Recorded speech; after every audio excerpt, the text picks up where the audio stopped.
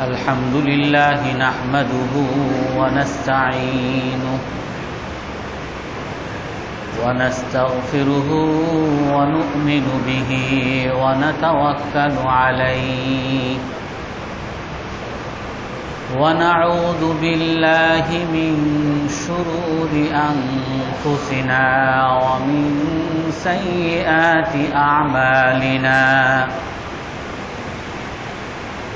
من يهده الله فلا مضل له ومن يضلله فلا هادي له ونشهد أن لا إله إلا الله وحده لا شريك له ونشهد أن سيدنا ومولانا محمدا عبده ورسوله أرسله بالحق بشيرا ونذيرا بين يدي الساعة من يطع الله ورسوله فقد رشد واهتدى ومن يعصهما فقد ضل وغوى أما بعد فأعوذ بالله من الشيطان الرجيم بسم الله الرحمن الرحيم إن الذين آمنوا وهاجروا وجاهدوا في سبيل الله والذين آووا ونصروا أولئك بعضهم أولياء بعض والذين آمنوا ولم يهاجروا ما لكم من ولايتهم من شيء حتى يهاجروا وإن استنصروكم في الدين فعليكم النصر إلا على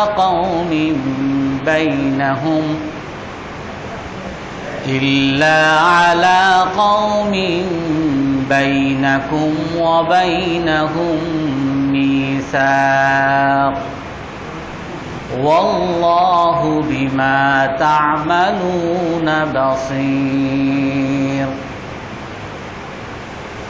والذين كفروا بعضهم أولياء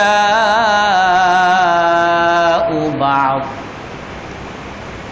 إلا تفعلوه تكن فتنة في الأرض وفساد كبير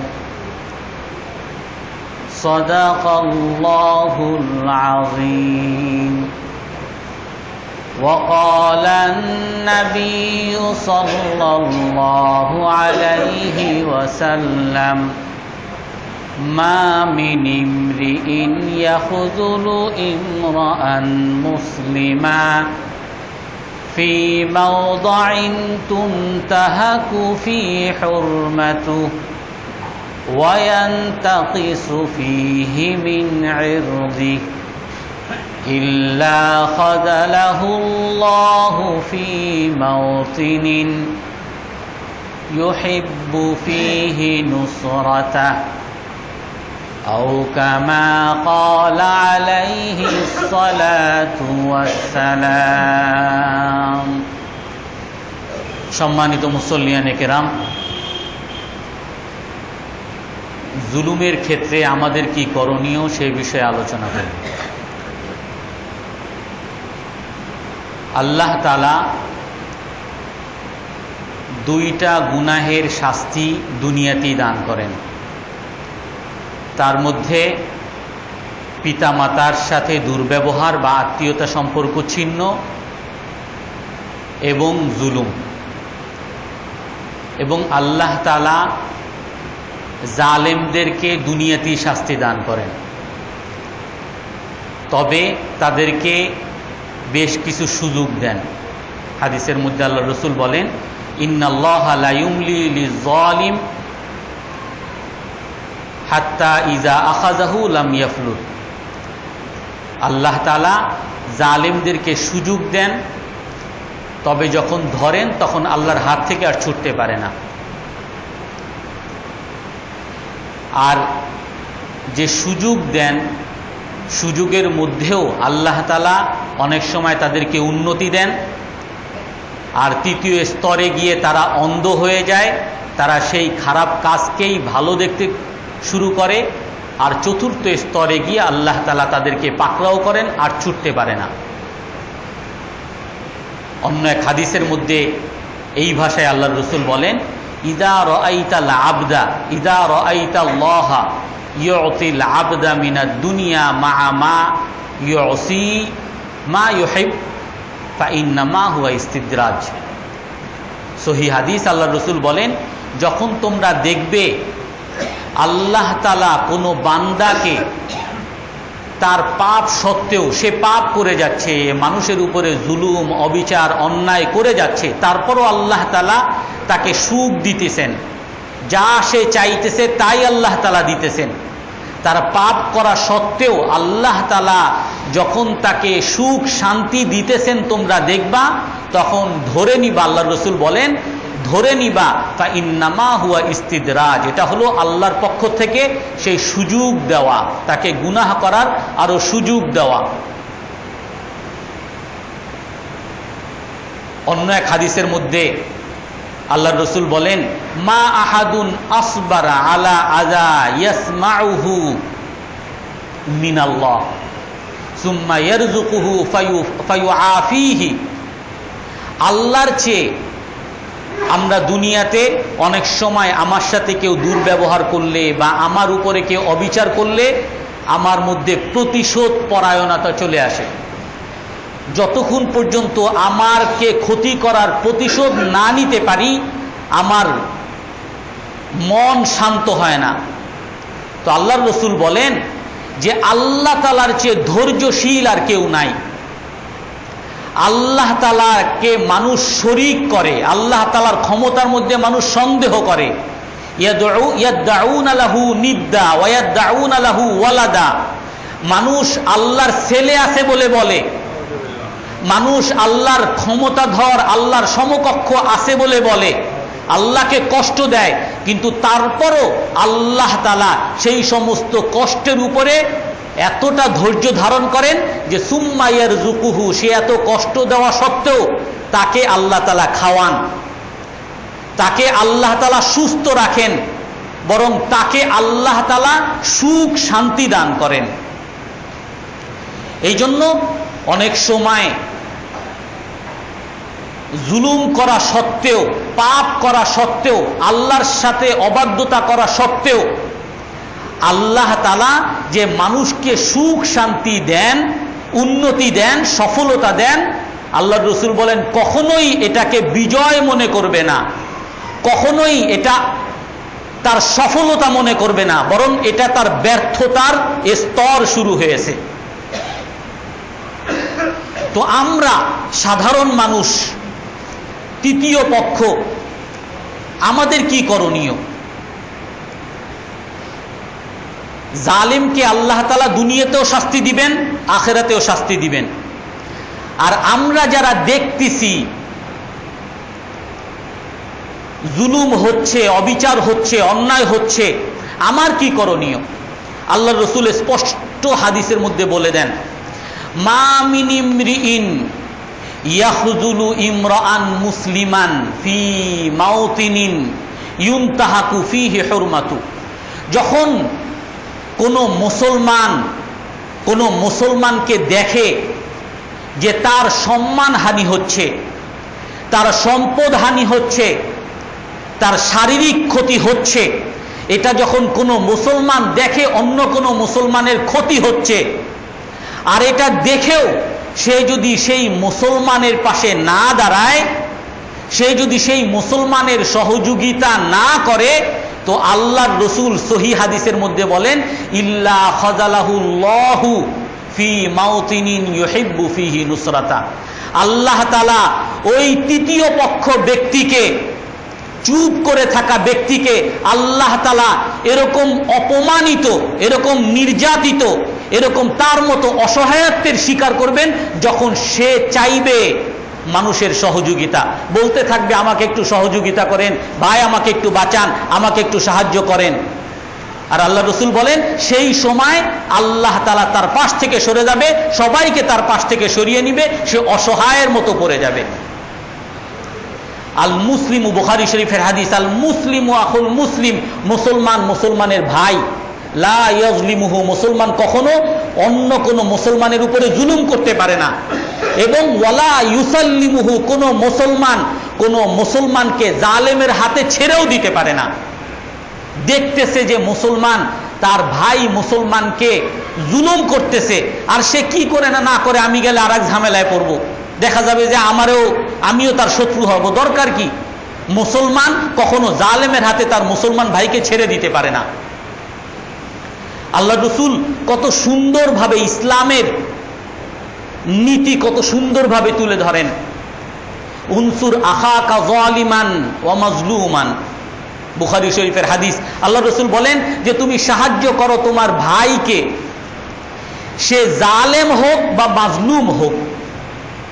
সে মাজলুম হলেও তোমার ভাইকে সাহায্য করো, আর জালেম হলেও তাকে সাহায্য করো। তো সাহাবায়ে কেরাম জিজ্ঞাসা করেন, হে আল্লাহর রাসূল, এটা তো বুঝলাম মাজলুম তাকে সাহায্য করব, জালেমকে কেমনে সাহায্য করব? জালেমকে কি আরো জুলুম করার জন্য তারে সহযোগিতা করব? জালেমকে কিভাবে সহযোগিতা করব? তো আল্লাহর রাসূল বলেন কি, আনতাহজুজাহু আনিজ জুলমি ফাহাজা নুসরুল্লাহু, তাকে তার এই জুলুম থেকে বাঁচাবে, তাকে তার জুলুম থেকে বিরত রাখবে, ফিরিয়ে দিবে, এটাই তার জন্য সাহায্য। কারণ সে এখন জুলুম করতেছে, জুলুম করে সে পার পেয়ে যাবে না, দুনিয়াতে এরকম জুলুমের শিকার সে হবে, আখিরাতে কঠিন শাস্তির সম্মুখীন সে হবে। সে না বুঝে জুলুম করতেছে, আর না বুঝে নিজের ক্ষতি নিজে করতেছে। এই জন্য তাকেও জুলুম থেকে বাঁচাও, তাকেও সহযোগিতা করো, মাজলুমকেও সহযোগিতা করো, আর জালেমকেও সহযোগিতা করো। অন্য এক হাদিসের মধ্যে আল্লাহ রাসূল খুব স্পষ্ট বলেন, মান উযিল্লা মুসলিমুন ইনদাহু ওয়া হুয়া কাদিরুন আলা আন ইয়ানসুরা, যদি দেখে কোনো মুসলমানের সামনে আরেকজন মুসলমান অপমানিত হচ্ছে, নির্যাতিত নিপীড়িত হচ্ছে, কোনো মুসলমান যদি দেখে, তাহলে আর সেই মুসলমান তাকে সাহায্য করতে সক্ষম, করতে পারতেছে, তারপরে যদি তাকে সহযোগিতা না করে, আল্লাহর রাসূল সহিহ হাদিসে বলেন, আযাল্লাহুল্লাহু আলা রুউসিল আশহাদি ইয়াউমাল কিয়ামা, আল্লাহ তাআলা ওই ব্যক্তিকে অপমানিত করবেন, হাজার মানুষের সামনে অপমানিত করবেন। মুসলমানকে যেরকম দেখছে অপমানিত হয়ে নিঃস্ব হয়ে পড়ে আছে, সে সহযোগিতা করে নাই, যে এটা দেখে চুপ রয়েছে, ওই মুসলমানকেও আল্লাহ তাআলা হাজার মানুষের সামনে অপমানিত করবেন, নিঃস্ব করবেন, এবং কিয়ামতের দিনও তাকে অপমানিত লাঞ্ছিত করবেন। এই জন্য আল্লাহর রাসূল খুব স্পষ্ট বলছেন, বারা ইবনে আযিব রাদিয়াল্লাহু আনহু থেকে বর্ণিত, আমারানান নবী সাল্লাল্লাহু আলাইহি ওয়াসাল্লাম বিনুসরাতিল মাজলুম, রাসূল সাল্লাল্লাহু আলাইহি ওয়াসাল্লাম আমাদেরকে আদেশ করছেন মাজলুমকে, অত্যাচারিত তাকে সহযোগিতা করার জন্য।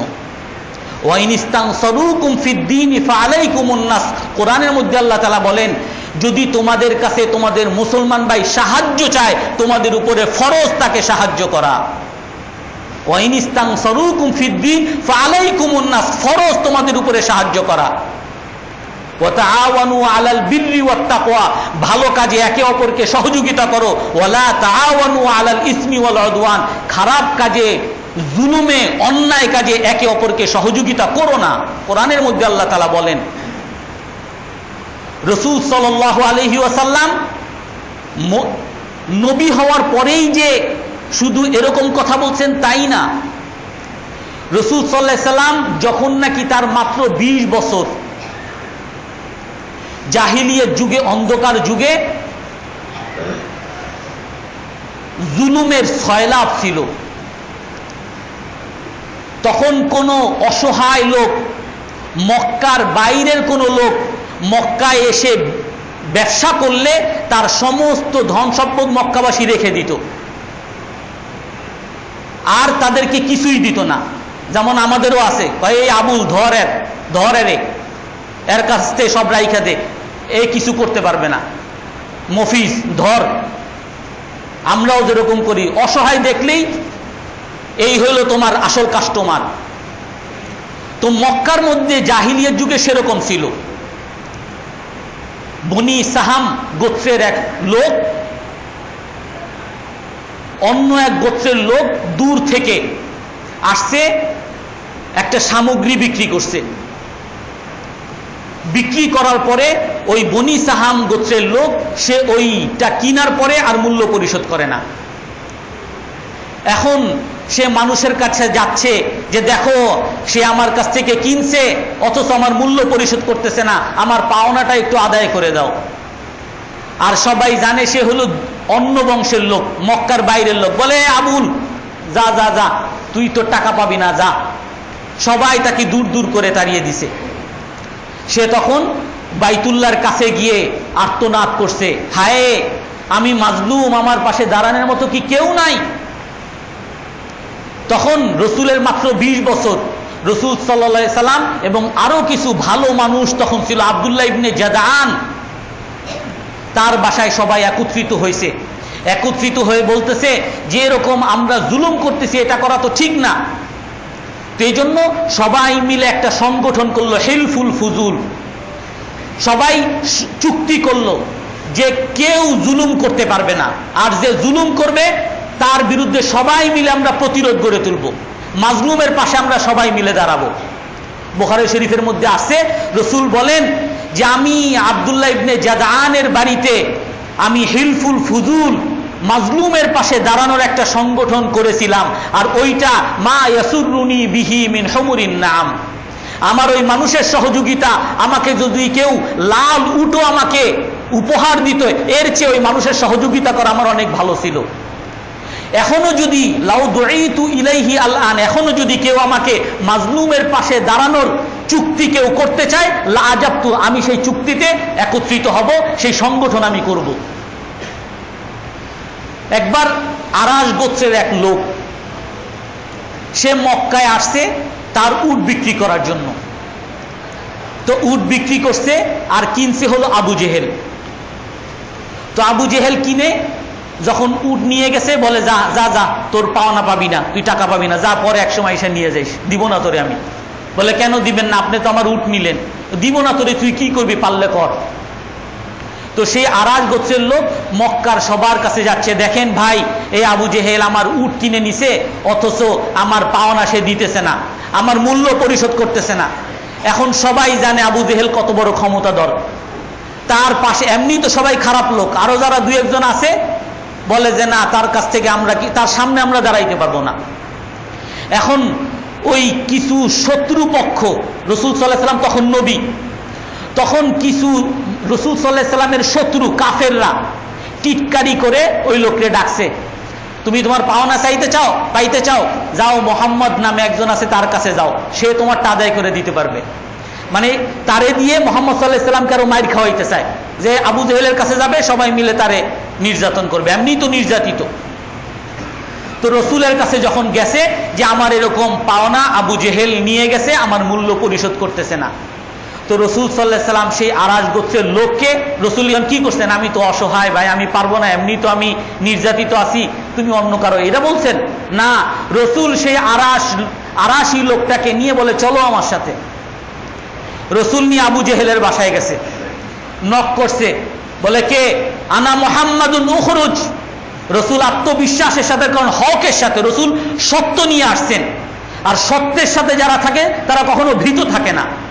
বলে আমি মুহাম্মদ, বের হও। তো আবু জেহেল বের হয়েছে, কি ব্যাপার তুমি এই সময়? বলে এই আরাসির উট কিনছো, তার টাকা দাও না, টাকা দাও। সোজা বলছেন যে তার টাকা দাও। তো আবু জেহেল বলে আমি দিতেছি। রসুল বলেন লা আবরাহু হাত্তা তুতি, আমি এইখান থেকে সর্বনা যতক্ষণ পর্যন্ত তার টাকা না দিবা। তো বলে আমি দিতেছি, ভিতরে গিয়ে টাকা এনে তার কাছে দিয়ে দিছে। তো রসুল সাল্লাল্লাহু আলাইহি সাল্লাম তখন তাকে কি বলছেন, ইযহাব ইলা শানিক, যাও তুমি তোমার কাজে যাও। আর রসুল তার কাজে চলে গেছেন। তো ওই লোকের কি করে, রসুলের কি পরিণতি হয় দেখার জন্য অনেক কাফের ভিড় করছিল পিছন থেকে দেখার জন্য। এখন দেখে যে আবু জেহেল এত বড় মাস্তান, সে দেখি যে একেবারে ভিজা বিড়াল হয়ে গেছে। তো রসুল সাল্লাল্লাহু আলাইহি ওয়াসাল্লাম মাজলুমের পাশে শুধু যে নবী হওয়ার পরে দাঁড়িয়েছেন তাই না, নবী হওয়ার আগ থেকেও মাজলুমের পাশে সবসময় দাঁড়িয়ে আছে। মক্কা বিজয়ের যে অভিযান, অনেকে বলে যে ইসলামে আক্রমণাত্মক যুদ্ধ করে, ওলামায়ে কেরাম বলেন ইসলামে আক্রমণাত্মক যুদ্ধ নাই, সব হলো রক্ষণাত্মক। মক্কা বিজয়ের অভিযানকে, রসুল যেহেতু অভিযানে গেছেন মক্কা বিজয় করার জন্য, তো এইটাকে অনেকে আক্রমণাত্মক বলে। কিন্তু এটার মূল কারণ হলো সন্ধিতে, হুদাইবিয়া সন্ধির সময় কাফেরদের সাথে মুসলমানদের সন্ধি হয়। তার অনেকগুলো চুক্তির ধারার মধ্যে একটা ধারা ছিল যে অন্যান্য গোত্রের যারা চায় তারা কুরাইশদের সাথেও চুক্তিবদ্ধ হতে পারবে, আর যারা চায় তারা মুসলমানদের সাথেও চুক্তিবদ্ধ হতে পারবে। তো সেই হিসাবে খোজা গোত্র রসুল সাল্লাল্লাহু আলাইহি সাল্লাম এবং মুসলমানদের সাথে চুক্তিবদ্ধ হয়েছে। চুক্তিবদ্ধ মানে আমাদের কোনো বিপদ হইলে আপনারা আমাদের পাশে দাঁড়াবেন। আর বনু বকর তারা ওই কুরাইশদের সাথে, কাফেরদের সাথে চুক্তিবদ্ধ হয়। তো বনু বকরের লোকরা এসে খোজা গোত্রের এলাকায় এসে খোজা গোত্রের একজনকে মেরে ফেলে, হত্যা করে ফেলে। তখন খোজা গোত্রের লোক যখন এর প্রতিশোধ চেতে যায়, তখন খোজা গোত্রের লোককে আরো চরম নির্যাতন করে, আরো জুলুম করে। যখন জুলুম করে তখন ওই খোজা গোত্রের লোকরা রসুলের কাছে আসেন যে আমরা তো আপনার সাথে চুক্তিবদ্ধ হয়েছি, আপনি বলছেন আমরা মাজলুম হইলে আমাদের সহযোগিতা করবেন, এখন তো আমাদের উপরে জুলুম করতেছে ওই বনু বকর এবং তার সাথে মক্কার কাফেররা, আপনি কি আমাদের পাশে দাঁড়াবেন না? রসুল সাল্লাল্লাহু আলাইহি সাল্লাম তখন 10,000 সেনা নিয়ে ওই মাজলুমের সহযোগিতা করার জন্য মক্কা অভিযানে যান। তো রসুল সাল্লাল্লাহু আলাইহি সাল্লাম সবসময় মাজলুমের পাশে দাঁড়ানোর জন্য ঐক্যবদ্ধ থাকতেন, এবং এই ক্ষেত্রে মাজলুমের পাশে দাঁড়ানোর জন্য সবসময় রসুল সাল্লাল্লাহু আলাইহি সাল্লাম সাহাবাদেরকে বলে গেছেন। হযরত হুসাইন রাদিয়াল্লাহু আনহু, উনি যে কারবালা যুদ্ধে যে শহীদ হয়েছেন, উনি কেন গেছিলেন? উনি যখন বের হন কুফা থেকে, যখন নাকি ইয়াজিদ ইবনে মুআবিয়া সে খলিফা হয় এবং তাকে অনেক সাহাবারা তাকে খলিফা হিসেবে মেনে নেয় নাই, তার মধ্যে হুসাইন রাদিয়াল্লাহু তাআলা আনহু ছিলেন। অন্যান্য সাহাবাদেরকে জোর করে বায়াত গ্রহণ করিয়েছেন, আর হুসাইন রাদিয়াল্লাহু তাআলা আনহুকেও মদিনায় গিয়ে ইয়াজিদ ইবনে মুআবিয়া তার প্রতিনিধি, তার প্রশাসক মদিনায় গিয়ে তাকেও ধরে নিয়ে আসছে যে ইয়াজিদ ইবনে মুআবিয়া তার খেলাফতকে মেনে নাও এবং তার কাছে বায়াত করো। যখন ধরে নিয়ে আসছে তখন হুসাইন রাদিয়াল্লাহু তাআলা আনহু কি বলছেন যে আমি এমন ব্যক্তি না যে আমি গোপনভাবে বায়াত গ্রহণ করব, আমাকে সময় দাও, আমি দিনের বেলা বায়াত গ্রহণ করব। তো ওই কথায় হুসাইন রাদিয়াল্লাহু তাআলা আনহুকে ছেড়ে দেয়। আব্দুল্লাহ ইবনে জুবায়ের রাদিয়াল্লাহু তাআলা আনহু একই অবস্থা, ওনাকেও ধরে নিয়ে আসে। উনি বলছিলেন যে আমি এরকম গোপনে বায়াত গ্রহণ করব না। তো ওনাকে যখন ছেড়ে দিছে যে পরের দিন এসে বায়াত গ্রহণ করবে, আব্দুল্লাহ ইবনে জুবায়ের রাদিয়াল্লাহু তাআলা আনহু মক্কায় পালিয়ে গেছেন। হুসাইন রাদিয়াল্লাহু তাআলা আনহু একই রকম আব্দুল্লাহ ইবনে জুবায়ের রাদিয়াল্লাহু তাআলা আনহুর মতো মক্কায় চলে গেছেন, বায়াত গ্রহণ করেন নাই, যে জালেমের কাছে ওনারা বায়াত গ্রহণ করবে না। কিন্তু অন্যান্য সাহাবীরা বায়াত গ্রহণ করছেন। তো এখানে আবার কেউ প্রশ্ন করতে পারে, কিছু সাহাবা বায়াত গ্রহণ করছেন, তারা মেনে নিয়েছেন, আবার কিছু সাহাবা মেনে নেন নাই। হযরত আবু বকর রাদিয়াল্লাহু তাআলা আনহুর এক হাদিস আছে, ইয়া আইয়ুহাল্লাযীনা আমানু আলাইকুম আনফুসাকুম লা ইয়াদুররুকুম মান দাল্লা ইযা হাতাদাইতুম। আল্লাহ তাআলা কোরআনের এক জায়গায় বলছেন যে হে মুমিনগণ, তোমরা নিজেদেরকে নিয়ে থাকো, যদি তোমরা সঠিক থাকো, তোমরা যদি সঠিক পথে থাকো, যারা বিপদগামী হয়ে গেছে তারা তোমাদের কোনো ক্ষতি করবে না। তো হযরত আবু বকর রাদিয়াল্লাহু তাআলা আনহু বলেন কি, যে তোমাদের অনেকে এই আয়াত নিয়ে এইটা বুঝে গেছে যে আমরা ঠিক থাকলেই হয়েছে, যারা পাপ করে তাদের সাথে আমাদের কোনো লেনদেন নাই, তারা পাপ করলে আমাদের কোনো ক্ষতি নাই। হযরত আবু বকর বলেন যে না, এই আয়াতের অর্থ এরকম না। ইন্নান নাসা ইযা রাআউ যালিমা ফালাম ইয়াখুযু আলা ইয়াদাইহি ইউশিকুল্লাহু আন ইয়াউম্মাহুম বিইকাব। আল্লাহ রাসূল বলছেন, যখন নাকি মানুষ কোনো জালেমকে দেখবে সে জুলুম করতেছে, আর তারা সেই জালেমকে তার জুলুম থেকে বিরত থাকার জন্য চেষ্টা করবে না, আল্লাহ তাআলা সমস্ত মানুষকে আযাব দিবেন। তার মানে হলো, খারাপ কাজ দেখলে, অন্য এক হাদিসের মধ্যে আছে হাতের দ্বারা পরিবর্তন করতে, না পারলে মুখের দ্বারা, না পারলে অন্তর দ্বারা পরিকল্পনা করতে। তো যদি ক্ষমতা না থাকে তো তখন প্রতিরোধ করার ছাড় পাওয়া যায়।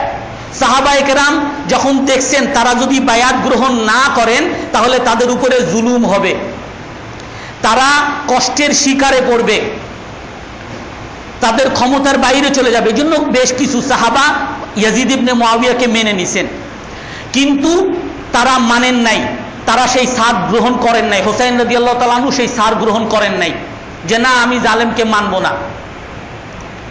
এই জন্য হোসাইন রাদিয়াল্লাহু তাআলা আনহু বায়াত গ্রহণ করেন নাই। যখন মক্কায় চলে গেছেন, কুফা থেকে হোসাইন রাদিয়াল্লাহু তাআলা আনহুর কাছে চিঠি আসছে যে আপনি বায়াত গ্রহণ করেন নাই, আমরা জানি, এই জালেমকে আমরাও মানি না, আপনি আসেন, আমরা আপনার কাছে বায়াত গ্রহণ করব। হোসাইন রাদিয়াল্লাহু তাআলা আনহু এরকম অপেক্ষা করতেছিলেন।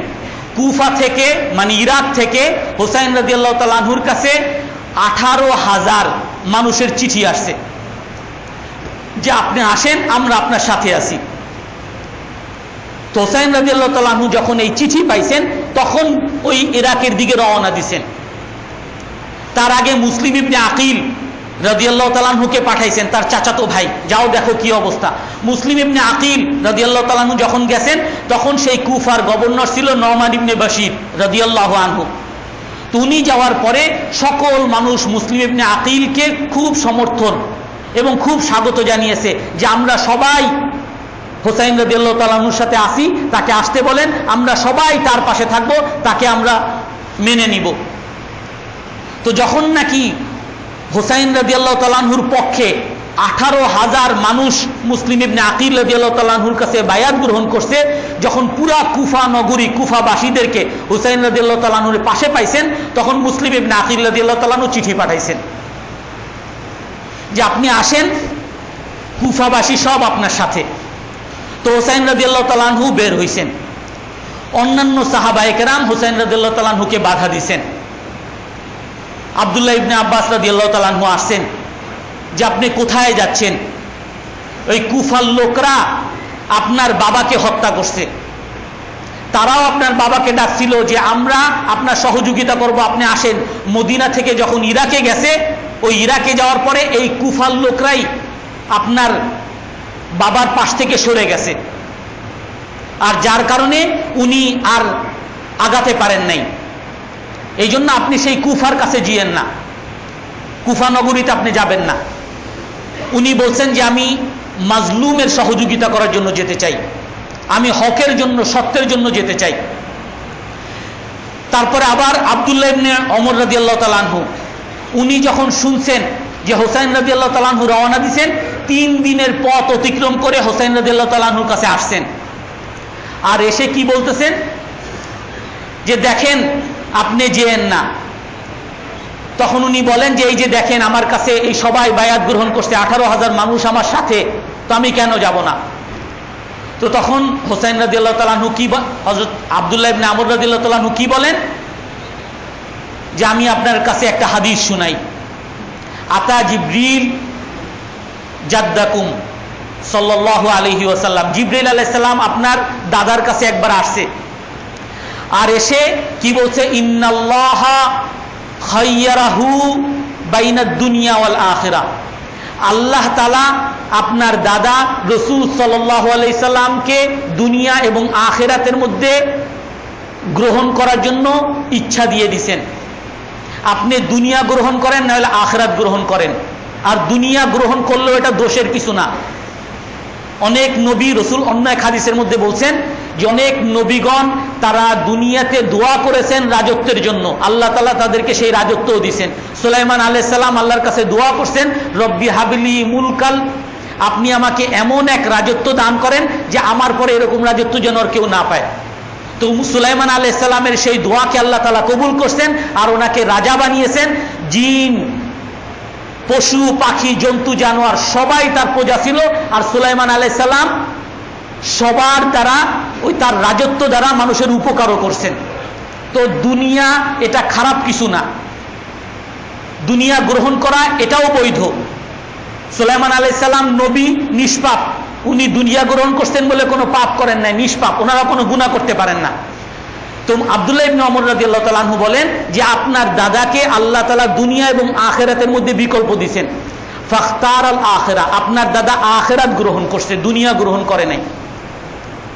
অন্য হাদিসের মধ্যে আছে যে আমার কাছে আমাকে সমস্ত নবীর একটা দোয়া আছে যেই দোয়া আল্লাহ তাআলা কবুল করেন, আর আমি আমার সেই দোয়াকে রেখে দিছি কাল কিয়ামতের দিন আমার উম্মতের সুপারিশ করার জন্য।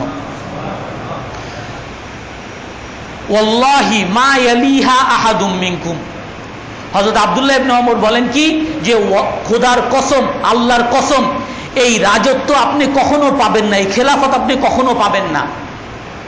ওমা সরাফাহা ইল্লা লিল্লাযী হুয়া খায়রুল লাকুম, আর এই রাজত্ব আপনার কাছ থেকে যে ফিরিয়ে নিছে এটা আপনারই ভালোর জন্য, আপনার দাদা আপনাদের বংশের জন্য দুনিয়া বাদ দিয়ে গেছেন।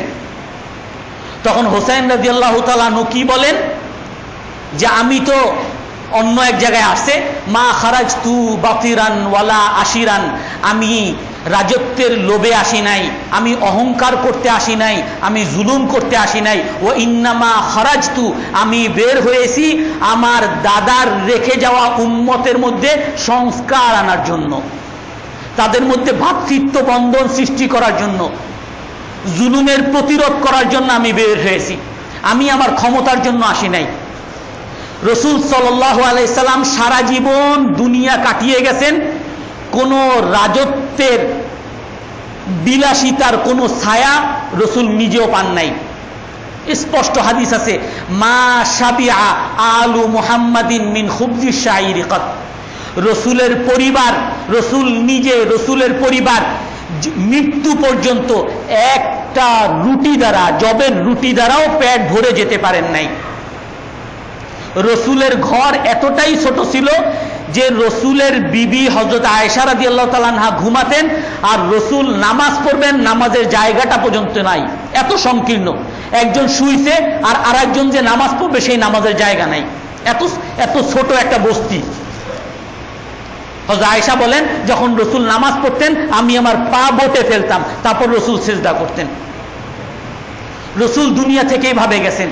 রসুলের পরিবার হযরত ফাতেমা রাদিয়াল্লাহু আনহা রসুলের কাছে আসছে যে বাবা আমি কাজ করতে করতে আমার কাঁধে দাগ পড়ে গেছে, আমার কাপড় চুপড় ময়লা থাকে, আমি আমার শরীরের মধ্যে ক্লান্তির ছাপ পড়ে গেছে, আমাকে যদি আপনি একটা, আপনার কাছে চাকর আসছে, একটা চাকর যদি আমাকে দিতেন। রসুল কি বলেন যে মা আমি কি তোমাকে এর চেয়ে উত্তম জিনিস বলবো, আলা আদুল্লুকুম আলা খাইরিম মিন হাযা, অবশ্যই বলেন। তুসাব্বিহুনাল্লাহা সালাসা ওয়া সালাসিন, তুমি যখন ঘুমাতে যাবে 33 বার সুবহানাল্লাহ বলো, 33 বার আলহামদুলিল্লাহ বলো, আর 34 বার আল্লাহু আকবার বলো, তোমার এই চাকরের চেয়ে অনেক গুণ উত্তম আল্লাহ তাআলা তোমাকে দান করবেন। রসুল সাল্লাল্লাহু আলাইহি সাল্লাম তার মেয়েকে দুনিয়ার একটু ক্লান্তি দূর হবে এরকম একটা সুযোগও করে দেন নাই। দুনিয়াতে তারা সমস্ত আনন্দ থেকে, সমস্ত সুখ থেকে নিজেকেও দূরে রাখছেন, তার পরিবারকেও দূরে রাখছেন। হযরত হুসাইন রাদিয়াল্লাহু তাআলা আনহুকে বলতেছেন যে আপনি এটা কখনো পাবেন না। হুসাইন রাদিয়াল্লাহু তাআলা আনহু বলেন যে আমি জানি আমি পাবো না, কিন্তু আমি বের হয়েছি সত্যের জন্য, আমি বের হয়েছি জালেমের বিরোধিতা করার জন্য, আমি বের হয়েছি মাজলুমের পাশে দাঁড়ানোর জন্য। আর এটার মধ্যেই উনি ওনার সফলতা দেখতেছেন। হুসাইন রাদিয়াল্লাহু তাআলা আনহু বের হইছেন, যখন নাকি কাছাকাছি আসছেন হারিব ইবনে ইয়াজিদ এসে বলছেন যে আপনি চলে যান, আপনার পাশে কেউ নাই। ওদিকে মুসলিম ইবনে আকিল, যার পাশে এত কুফাবাসী 18,000, ওইখানে যখন দেখছে তখনকার গভর্নর নোমান ইবনে বাশির যে ছিল, সে নম্রতা অবলম্বন করতেছে। ইয়াজিদ ইবনে মুআবিয়া ওবাইদুল্লাহ ইবনে জিয়াদকে পাঠাইছে যে কঠোর হাতে দমন করো। ওবাইদুল্লাহ ইবনে জিয়াদ ওখানে গিয়ে যখন দেখলো মুসলিম ইবনে আকিলের পাশে অনেক লোক, উনি করলো কি, যত বড় বড় নেতা আছেন নেতাদেরকে সব একত্র করলো। একত্র করে বলে যে তোমাকে এইটা দিব, তোমাকে এত টাকা দিলাম, তোমাকে এত টাকা দিলাম, অমুক জায়গার গভর্নর বানাবো, অমুক জায়গার গভর্নর বানাবো, সবাই তোমরা তোমাদের প্রজাদেরকে, তোমাদের গোত্রের লোকদেরকে তোমরা নিয়ে আসো। যখন নাকি ওই ওবাইদুল্লাহ ইবনে ইয়াজিদ নেতাদেরকে, বংশের নেতাদেরকে হাত করে ফেলছে, তখন ওই মুসলিম ইবনে আকিল রাদিয়াল্লাহু আনহু যখন নাকি দাঁড়িয়েছেন, তার পাশে 12,000 মানুষ ছিল। নেতারা এসে বলে আসো আসো, ওনার পাশে দাঁড়ায় না, ওবাইদুল্লাহ ইবনে ইয়াজিদ শেষ করে ফেলবে। সরতে সরতে সরতে সরতে আসরের নামাজ, সকালে যেখানে নাকি 12,000 লোক ছিল, আসরের সময় মাত্র 20 জন ছিল। আর মাগরিব হওয়ার পরে দেখে যে মুসলিম ইবনে আকিল একা, আর সবাই চলে গেছে। আর এই খবর মুসলিম ইবনে আকিল রাদিয়াল্লাহু, আর মুসলিম ইবনে আকিলকে ওবাইদুল্লাহ ইবনে জিয়াদ নিয়ে হত্যা করে উপর থেকে, প্রাসাদ থেকে নিচে ফেলে দিছে, আর তার মাথাকে বাজারের মধ্যে ঝুলিয়ে দিছে। তো হারিব ইবনে ইয়াজিদ বলতেছে যে হে রসুলের নাতি, আপনার সাথে কেউ নাই, সবাই আপনার সাথে বিশ্বাসঘাতকতা করছে, আপনি চলে যান। কিন্তু যখন নাকি মুসলিম ইবনে আকিল রাদিয়াল্লাহু আনহুর ছেলেরা শুনলেন যে মুসলিম ইবনে আকিলকে হত্যা করে ফেলছে, তারা বলে যে না, আমরা যাব না, আমরা প্রতিশোধ নিয়েই তারপরে যাব। তো হযরত হোসেন চলে যেতে চাইছিলেন, যখন দেখছেন যে ওনার আর ক্ষমতা নাই, উনি চলে যেতে চাইছেন। অনেকে বলতে চাবে যে উনি নিজেকে নিজে হত্যা করতে গেছে, না, উনি যখন দেখছেন যে এখন আমরা পারবো না, চলে যাই, চলে যেতে চাইছেন। পরে সামনে গেছেন ওমর ইবনে সাদ, আরো 4,000 লোক নিয়ে যখন সামনে আসছে, তখন উনি সন্ধির কথা বলছেন যে আমার কাছে 3টা প্রস্তাব আছে। ওবাইদুল্লাহ ইবনে জিয়াদের কাছে বলে, এক হলো আমাকে তোমরা ইয়াজিদ ইবনে মুআবিয়ার কাছে যেতে দাও, আমি তার সাথে বোঝাপড়া করব। অথবা আমি যেখান থেকে আসছি সেখানে আমাকে চলে যেতে দাও। অথবা 3 নাম্বার হলো আমি আমার এলাকায়ও যাব না, ইয়াজিদ ইবনে মুআবিয়ার কাছে যাব না, আমি অন্য কোনো দূর নির্বাসনে চলে যাব, যাতে তোমাদেরও কোনো ক্ষতি হবে না, আমার আশেপাশেও কোনো লোকজন আসবে না। তো ওমর ইবনে সাদ নেতা ওবাইদুল্লাহ ইবনে জিয়াদের কাছে পাঠাইছে। ওবাইদুল্লাহ ইবনে জিয়াদ মানতে চাইছিল, কিন্তু তার পাশে এক খবিস ছিল শিমার ইবনে জিল জাওশান, সে বলে যে না, তাকে বন্দি করে আপনার কাছে আনতে হবে, আপনি কখনো এটা মানবেন না। তো তখন পাঠাইছে, আর শিমার ইবনে জিল জাওশানকে সাথে পাঠাইছে। ওমর ইবনে সাদকে বলছে যে আমি তোমাকে তার সাথে দয়া দেখানোর জন্য পাঠাইনি, তাকে আমার কাছে বন্দি করে নিয়ে আসবা, আর যদি তুমি না পারো এই শিমার ইবনে জিল জাওশান তোমার পরিবর্তে নেতা হবে, সেনাপতি হবে। তো তখন হযরত হোসেন রাদিয়াল্লাহু তাআলা আনহুকে বলছেন যে না, আপনাকে বন্দী হতে হবে, আত্মসমর্পণ করতে হবে। হোসেন রাদিয়াল্লাহু তাআলা আনহু বলছেন যে না, আমি আত্মসমর্পণ করব না, আমি জুলুমের কাছে আত্মসমর্পণ করব না। আর যেখানে মুসলিম ইবনে আকিলকে যেভাবে হত্যা করছে, আর আমি আমার পরিবার সবাইকে নিয়ে যাব, আর আমাদের কিভাবে নির্যাতন করবে, এইটা আমরা কখনো বরদাস্ত করব না।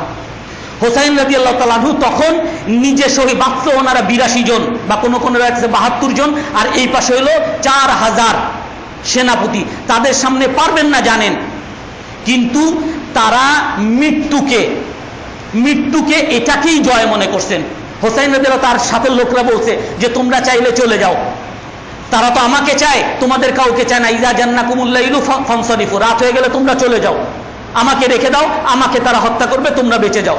ওনার আশেপাশে যারা ছিল সবাই বলছে যে না, নুকাতিল দুনাকুম, আমরাও আমাদের জীবন দিব আপনার সামনে, আমাদের এই জীবন। তার এক ছেলে আব্দুল্লাহ এসে বলতেছে, হোসাইন, হে বাবা, আমরা কি হকের উপর না? বলে হকের উপরে। বলে আমি যদি নিহত হই তাহলে কি আমি জান্নাত পাবো না? অবশ্যই জান্নাত পাবো। আপনার বিরুদ্ধে যারা যুদ্ধ করে তারা জাহান্নামে যাবে না? তারা ভুলের উপরে আছে, তাহলে আমি কেন আমার জীবনকে দিব না? ওনার জীবনকে দেওয়া, মাজলুমের পাশে দাঁড়ানোকে, হকের পাশে দাঁড়ানোকে, নিজের জীবনকে দেওয়া, এটাকেই ওনারা বিজয় মনে করছে। আসহাবুল উখদুদের ঘটনা আপনারা সবাই জানেন।